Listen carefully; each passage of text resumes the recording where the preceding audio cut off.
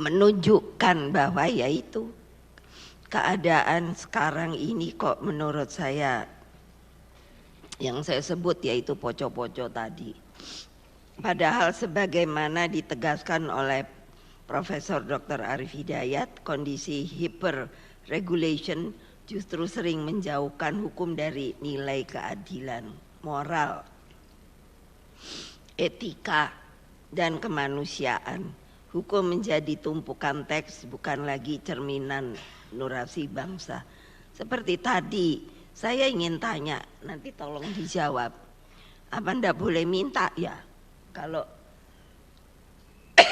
kan ada jaksanya yang katanya mau mengambil paksa. Saya sampai bingung loh. Emangnya enak aja pakai kalau udah jaksa, maaf ya. Wah, terus kalau nggak mau datang dipanggil paksa gitu. Loh, terus kemana ya menurut saya hukumnya? Kenapa buat saya orang sipil, kenapa kok dimasukkannya ke pengadilan militer? Ini saya terbuka untuk kalian mikir, kenapa? Kan gitu. Nah, belum lagi yang namanya air keras. Itu, air ini. Kok bisa terjualkan itu pasti sampai sebegitu banyaknya. Saya tekan sampai mikir, apa ya maunya orang Indonesia sekarang? Apakah ingin menguasai dengan kekuasaan yang telah diberikan? Bukankah kita di dalam konstitusi itu seharusnya kan mengingat kepada yang namanya rakyat itu? Apakah tidak ada gunanya lagi? Itu silahkan dijawab. Monggo, kalian orang-orang pintar loh. Bisa, beranikah tidak menjawabnya? Itu persoalannya. Dalam konteks ini saya ingin menegaskan kembali bahwa hukum Indonesia harus dipahami sebagai proses yang hidup, bukan teks mati.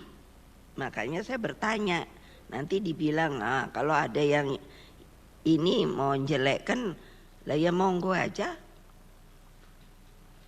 Ya karena bukan apa, saya nanya bener kan?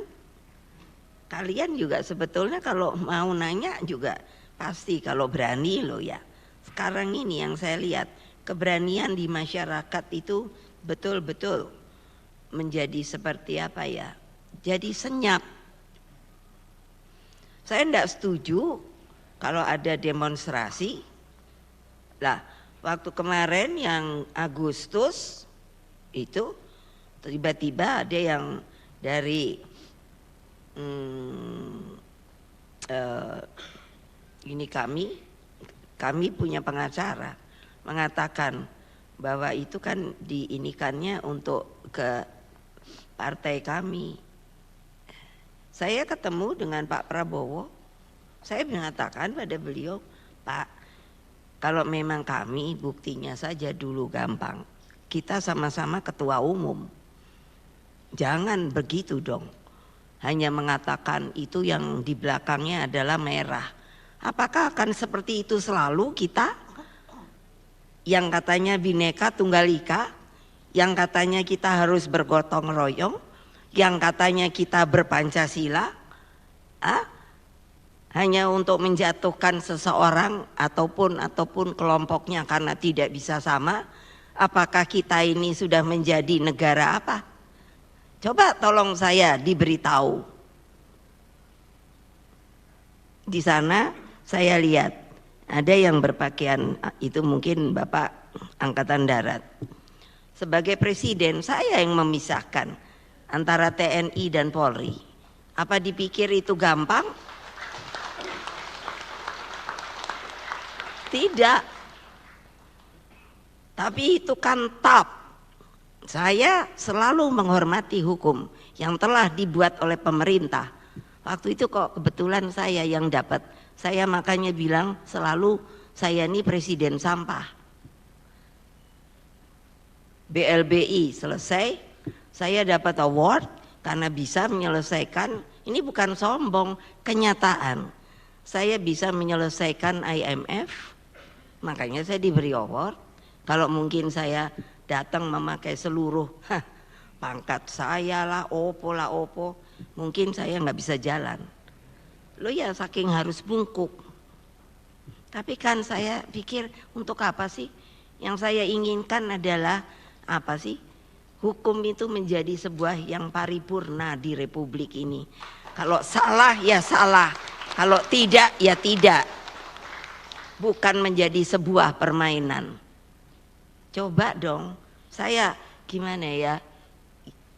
Mau ngomong itu sampai sekarang bertanya saya kepada siapa ya? Kepada siapa ya? Karena apa? Loh, kenapa? Loh saya kan katanya pinter sampai segitu banyak ini. Kan saya lihat kalau sedang ada ini pengadilan. Kenapa kok kayak begitu ya? Gitu, saya mikir. Apakah memang harus begitu ya? Jadi terus saya olah. Pernyataan ini bukanlah hal baru. Profesor Dr. Mahfud MD pernah menegaskan bahwa Bung Karno adalah salah satu peletak dasar konsep hukum progresif di Indonesia. Apa artinya hukum progresif? Itu harus berjalan terus. Tetapi tentunya memperbaiki, bukan mundur. Bukan reaksioner dengan iniannya, criss-crossnya antara progresif itu reaksioner. Jadi saya setuju banget. Nah, tapi sekarang saya suka ngomong sama bapak saya. Pak, kenapa rakyatmu sekarang jadi begini ya? Siapa yang salah? Pemimpinnya kah? Atau watak mereka yang sudah berubah? Karena kenapa? Sudah lupa bahwa kita bisa merdeka. Saya sampai hari ini mengumpulkan ahli-ahli sejarah hanya untuk apa? Benarkah kita itu dijajah 3,5 abad? Saya kok nggak terima ya? Kok kalian meneng aja ya? Iya, kapankah disebut itu dijajah? Padahal kan VOC itu bukannya pemerintah loh. Nah nantilah, silakan kalau mau di ini lagi.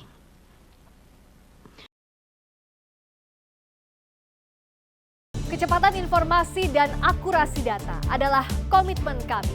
Satu langkah lebih dekat, satu langkah lebih terpercaya. Saksikan Sapa Indonesia Malam di Kompas TV Channel 11 di televisi Anda.